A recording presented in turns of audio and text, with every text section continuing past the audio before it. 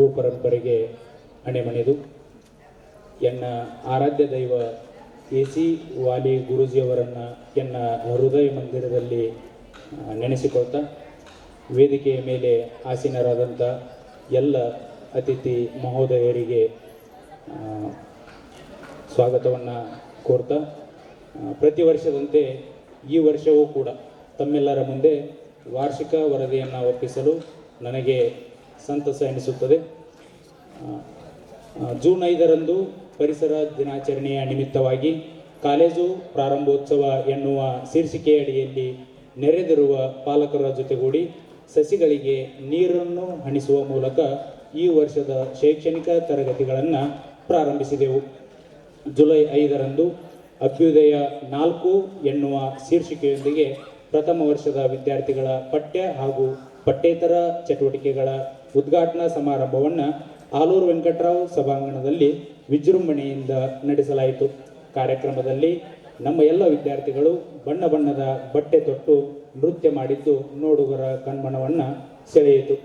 August 15ರಂದು 79ನೇ ಸ್ವಾತಂತ್ರ್ಯ ದಿನಾಚರಣೆಯನ್ನು Medina ಶಿಕ್ಷಣ ಸಂಸ್ಥೆಯ ಅಧ್ಯಕ್ಷರಾದ ಶ್ರೀ ಕೈಸರ್ ಖಾನ್ ದಾಸನಕೊಪ್ಪ ಗುರುಗಳು ನೆರವೇರಿಸಿದರು.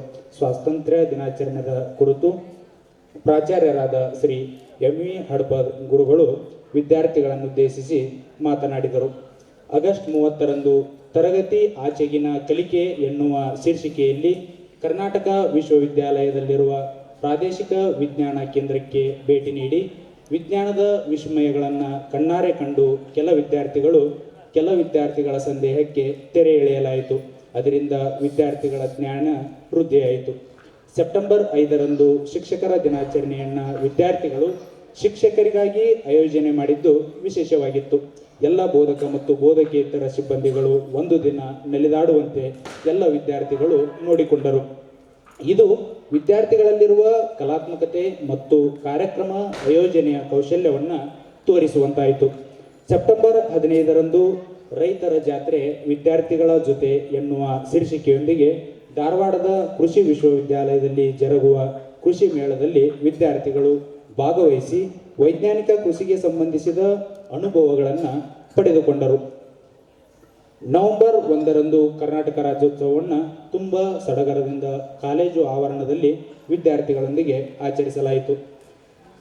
ನವೆಂಬರ್ ತಿಂಗಳಿನಲ್ಲಿ ಕೊಪ್ಪಳದಲ್ಲಿ ರಾಜ್ಯ ಮಟ್ಟದ ಕ್ರೀಡಾಕೂಟ ನಡೆದಂಥ ಸಂದರ್ಭದಲ್ಲಿ ಪ್ರಥಮ PUC ವಿದ್ಯಾರ್ಥಿಯಾದ ಸೈಫುಲ್ಲಾ ಜಮಾದಾರ್ ಪಾಲ್ಗೊಂಡು ರಾಷ್ಟ್ರ ಮಟ್ಟಕ್ಕೆ ಆಯ್ಕೆಯಾಗಿದ್ದು ಇದು ಕಾಲೇಜಿಗೆ ಸಂತಸವನ್ನು ಕೊಡುವಂಥ ವಿಷಯ.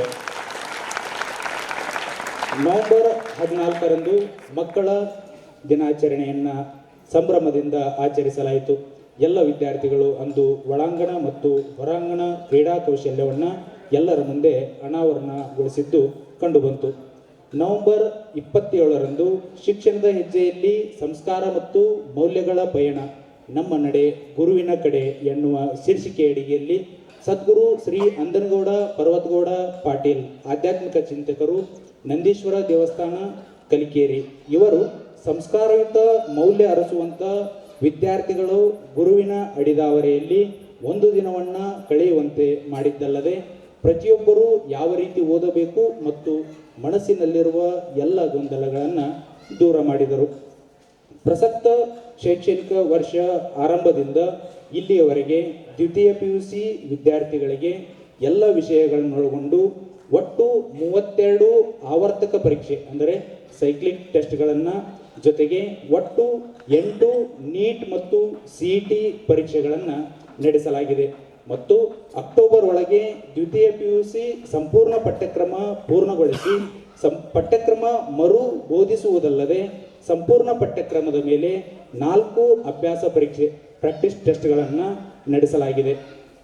ಮುಂಬರುವ ಪೂರ್ವ ಸಿದ್ಧತಾ ಪರೀಕ್ಷೆ ಒಳಗೂಡಿ ಒಟ್ಟು 8 ಅಭ್ಯಾಸ ಪರೀಕ್ಷೆಗಳನ್ನು ನಡೆಸುವ ಯೋಜನೆಯನ್ನು ಹಾಕಿಕೊಳ್ಳಲಾಗಿದೆ.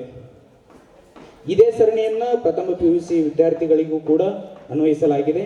ಜೊತೆಗೆ ಪ್ರಥಮ PUC ವಿದ್ಯಾರ್ಥಿಗಳ ಅಂತಿಮ ಪ್ರಾಯೋಗಿಕ ಪರೀಕ್ಷೆ ಆನ್ಯುವಲ್ ಲ್ಯಾಬ್ ಎಕ್ಸಾಮ್ಗಳನ್ನು ಕೂಡ ಪೂರ್ಣಗೊಳಿಸಲಾಗಿದೆ ಮತ್ತು ಪ್ರಥಮ ಮತ್ತು ದ್ವಿತೀಯ PUC ವಿದ್ಯಾರ್ಥಿಗಳ ವಾರ್ಷಿಕ ಪರೀಕ್ಷೆಗೆ ಬೇಕಾಗಿರುವ ಎಲ್ಲ ತಯಾರಿಗಳನ್ನು ಈಗಾಗಲೇ ಮಾಡಿಕೊಳ್ಳಲಾಗಿದೆ. ವಾರ್ಷಿಕ ವರದಿಯನ್ನು ಹೇಳಲು ಅವಕಾಶ ಮಾಡಿಕೊಟ್ಟಂಥ ತಮ್ಮೆಲ್ಲರಿಗೂ ಕೂಡ ಧನ್ಯವಾದವನ್ನು ತಿಳಿಸ್ತಾ ನನ್ನ ವಾರ್ಷಿಕ ವರದಿಯನ್ನು ಇಲ್ಲಿಗೆ ಮುಗಿಸುತ್ತೇನೆ.